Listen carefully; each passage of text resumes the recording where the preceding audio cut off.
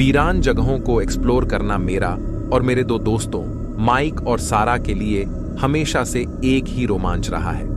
इसलिए जब हमने शहर के बाहरी इलाके में एक पुरानी हवेली के बारे में सुना तो हम वहां जाने के लिए उत्सुक हो गए।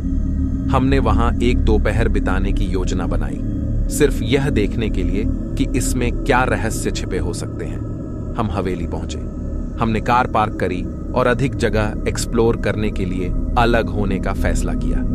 उस जगह ने स्पष्ट रूप से बेहतर दिन देखे थे। टूटी हुई खिड़कियां, उगी हुई लबेलें और एक सन्नाटा जो हवा में भटकता हुआ मालूम होता था। मैं गैराज की ओर बढ़ा, ये देखने को उत्सुक था कि वहां क्या छिपा हो सकता है। अंदर टूटी हुई खिड़कियों से छनकर आने वाली कम रोशनी धूल से ढके औजारों और बक्सों से कुछ अधिक ही दिखाई दे रही थी। ये एक पुरानी डरावनी फिल्म के लिए एकदम सही सेटिंग थी और मुझे हर कोने में एक भयानक डर की आधी अधूरी उम्मीद थी। मैं बड़े टूल बॉक्सों में से एक के पास गया, ये देखने के लिए तैयार था कि अंदर क्या खजाना छिपा हो सकता है। लेकिन जैसे ही मैं उसे खोलने ही वाला था, मुझे बगल के बक्से से हल्की खड़खड़ाहट की आवाज सुनाई दी। मेरा दिल तेजी से धड़कने लगा और मेरा हाथ कुंडी पर जम गया।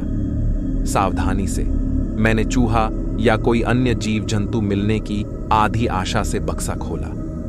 इसके बजाय मुझे एक ऐसा दृश्य देखने को मिला जिसने मेरी रीढ़ को झकझोर कर रख दिया।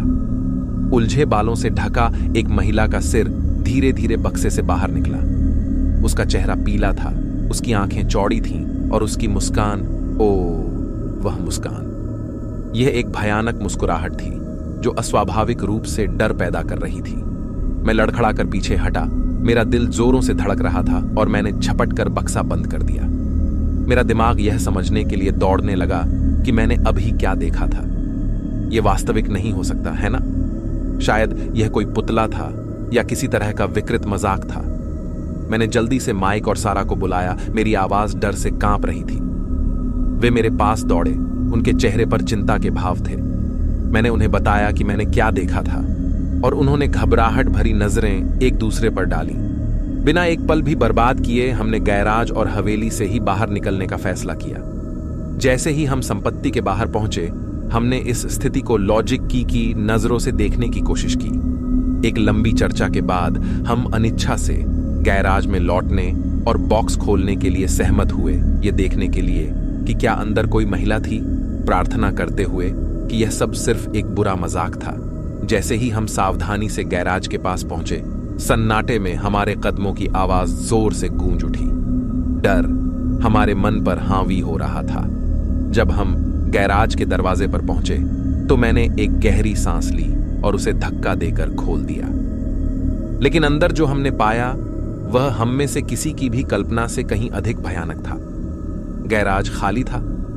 वह बक्सा जिसमें कुछ ही मिनट पहले एक महिला थी, खुला हुआ था और उसमें कुछ भी नहीं थी। डर ज्वार की लहर की तरह हमारे ऊपर हावी हो गया और हमने एक पल भी बर्बाद नहीं किया। बिना पीछे देखे हम हवेली से ऐसे भागे जैसे शैतान खुद हमारा पीछा कर रहा हो। हम उस हवेली में फिर कभी वापस नहीं गए। आज तक उस बक्से में महिला का रहस्य मुझे बुरे सपने में परेशान करता है। हमने जो देखा उसे मैं समझा नहीं सकता और मैं जानना भी नहीं चाहता। उस घटना ने हमें अंदर से हिलाकर रख दिया था, पर उसने हमें कभी वीरान जगहों को एक्सप्लोर करने से नहीं रोका।